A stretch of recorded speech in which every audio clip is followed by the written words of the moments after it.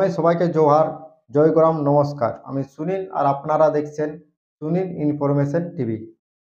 তো আজকের ভিডিওতে যে বিষয়টা আমি আপনাদের সামনে তুলে ধরবো সেটা হলো কুর্মী আন্দোলনের যারা বিরোধিতা করছেন বা করছে তাদের মেন উদ্দেশ্যটা কি?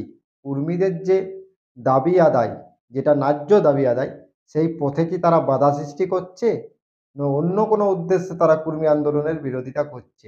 এই বিষয়টা নিয়ে আজকে আপনাদের সামনে আমি তুলে ধরার চেষ্টা করব।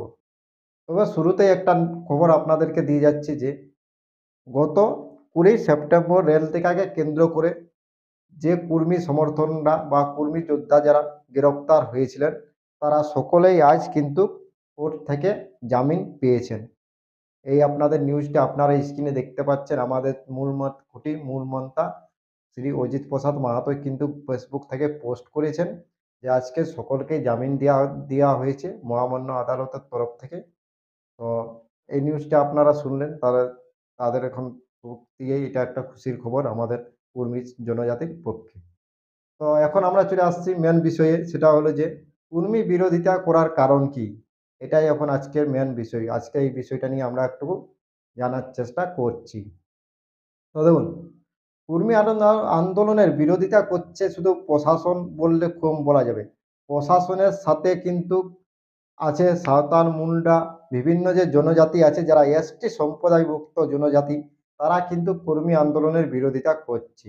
শুধু বিরোধিতা বললে কম বলা যাবে। তারা বিভিন্ন সোশ্যাল মিডিয়া থেকে কর্মীদের নিয়ে অনেক রকম খারাপ কথা বা খারাপ ভাষা ব্যবহারও করছে। সেটা আমরা কিন্তু প্রমাণ পেয়েছি এবং এই নিয়ে যে আমাদের নেতৃবৃন্দ আছে তারা বিভিন্ন থানা বা বিভিন্ন তাদের যে সোশ্যাল মিডিয়ায় সেখানেও তারা বলেছেন এবং থানাতেও তারা এ নিয়ে এফআইআর করা হয়েছে। এই ধরনের বিরোধিতা তারা করছে তার জন্য পুলিশ প্রশাসনকে কেন মানে উপযুক্ত ব্যবস্থা গ্রহণ করার তো বলা অনুরোধ করা হয়েছে, কিন্তু এখনো তো এইসব নিয়ে কোনো প্রশাসনের তরফ থেকে কোনো ব্যবস্থা গ্রহণ করা হয়নি। এটা আমি আপনাদেরকে জানাচ্ছি। তো আমরা যেটা জানবো সেটা বিরোধিতার কারণটা কি? তো দেখুন, বিভিন্ন মিডিয়া সূত্র থেকে বা সোশ্যাল মিডিয়া থেকে আমরা যেটা জানতে পাচ্ছি যে তাদের বিরোধিতা সবথেকে বড় জনজাতিদের বিরোধিতার কারণ হলো যে এসটি যে তারা বটে, সেই যদি তাদের সঙ্গে যদি কর্মীরাও এসটিতে যুক্ত হয় বা এসটি চলে আসে, তাহলে তারা যে এসটির সুযোগ সুবিধাটা পাচ্ছে সেটা তাদের কমে যাবে। মেন কথা, সবথেকে বড় কথা, তাদের এসটির সুযোগ সুবিধাটা কমে যাবে। তারা যেটা পাচ্ছে সেটা কর্মীদের সাথে তাদেরকে ভাগ করে নিতে হবে। মানে তাদের সুযোগ সুবিধাটা কম হবে। সে চাকরির ক্ষেত্রেই হোক, বিভিন্ন সরকারি প্রকল্পের ক্ষেত্রেই হোক। এটা তারা বলছে যে আমাদের যে সুযোগ সুবিধা সেটা কর্মীরা আছে আমাদের ভাতের থালে থাবা বসাচ্ছে কেন? তো একটা আপনাদেরকে উদাহরণস্বরূপ বলে যাচ্ছি যারা বিরোধিতা করছেন তাদেরকে, বিশেষ করে আমাদের এসটি ভাই যারা আছে তাদের উদ্দেশ্যে। যে ধরুন, আপনার বাড়িতে যখন ৩ জন সদস্য থাকছে, ধরুন প্রতিদিন আছে, তো আপনি যখন রান্না করেন তখন ৩ জন সদস্যরই রান্না করেন। ৩ জন সদস্য যাতে খাবার সমানভাবে পায় সেইভাবে আপনি ৩ জন সদস্যর কথা ভেবে রান্নাটা করেন। এবার ধরুন সেখানে আরো ৫ জন সদস্য যোগ হয়ে যদি যায়, তাহলে ৩ আর ৫ এ ৮ জন লোক হই আপনার ফ্যামিলিতে। তখন কি আপনি আরো ওই ৩ জনের জন্য রান্না করবেন? করবেন না কিন্তু। তখন আপনি রান্নাটা করবেন ৮ জনের, যাতে ৫ আর ৩ ৮ জনেরই যাতে সমান ভাগে পাওয়া যায়। সে ৮ জনের জন্যই আপনি তখন রান্নাটা করবেন। মানে ৮ জনের কথা ভাবে তবে আপনি রান্না করবেন। তখন আর আপনি ৩ জনের কথা ভেবে রান্না করবেন না। আপনাদের সামনে যে আমি উদাহরণটা রাখলাম বা উদাহরণটা দিলাম, এটা কিন্তু আমাদের বিরোধিতা যারা করছে তাদের সঙ্গে কিন্তু মিলে যাবে। আর আমি প্রমাণটা আপনাদেরকে দিচ্ছি, দেখুন।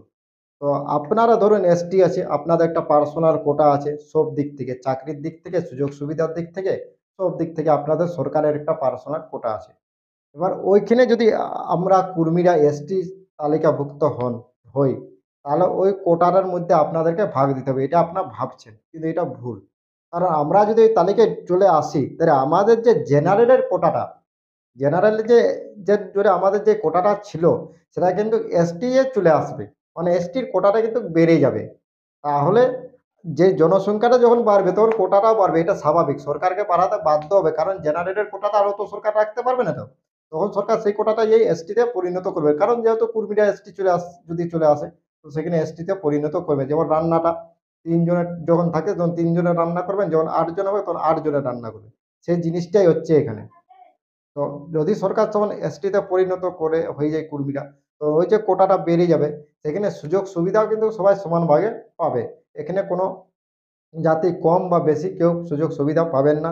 কারণ আমাদের একটা পার্সোনাল জেনারেলে কোটা আছে, সেই কোটাটা আসে এসটিতে যুক্ত হয়ে যাবে এবং সরকারি চাকরি শুধু নয় বা বিভিন্ন যে প প্রকল্পগুলো আছে সবেরই সুবিধা কিন্তু সেইভাবেই পাওয়া যাবে।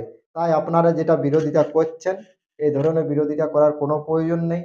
আপনাদেরকে ভুল বোঝানো হচ্ছে যে আপনাদের যা কোটা আছে সেই কোটাটার থেকে কর্মীদেরকে ভাগ দিতে হবে, এটা কিন্তু ভুল। সরকার কিন্তু এর জন্য পার্সোনাল কোটা বানাবে ও আমাদের যে পার্সোনাল কোটা আছে জেনারেলের ক্ষেত্রে, সেই কোটাটা কিন্তু যে এসটিতে যুক্ত হবে এটা কি কনফার্ম যুক্ত হবেই যদি কুর্মীরা এসটি হয় তাহলে। তো আপনাদের কোনো রকম অসুবিধায় পড়তে হবে না। তাই আপনারা বিভিন্ন সোশ্যাল মিডিয়া থেকে যে কর্মীদের বিরোধিতা করছেন, সেটা কিন্তু ভুল করছেন। আপনারা যদি আমাদের সংবিধানিক অধিকার থাকে এবং আমাদের যথেষ্ট প্রমাণ যদি থাকে আমাদের এসটি হওয়ার, তো অবশ্যই আমরা এসটি হবো। এ নিয়ে আপনারা কিন্তু প্রতিবাদ বা আপনারা বিরোধিতা করলেও আপনারা টেকাতে পারবেন না। কারণ ভারতের একটা সংবিধান আছে, সেই সংবিধানে সবাইকে সমান অধিকার দিয়েছে। যদি আমরা প্রমাণ করতে পারি, তো অবশ্যই আমরা আজ না কাল এক না একদিন আমরা এসটি পরিণত হবই। তো আপনাদের যারা বিরোধিতা করছে তাদের উদ্দেশ্যে আজকের ভিডিওটা। আপনারা অবশ্যই ভিডিওটা যদি দেখেছেন তো একটু বুঝুন।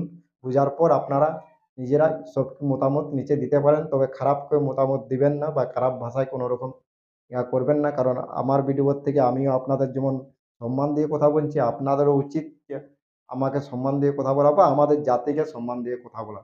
তো থ্যাংক ইউ, ধন্যবাদ। জোহার, জয় গ্রাম আদিবাসী কর্মী সমাজ জিন্দাবাদ।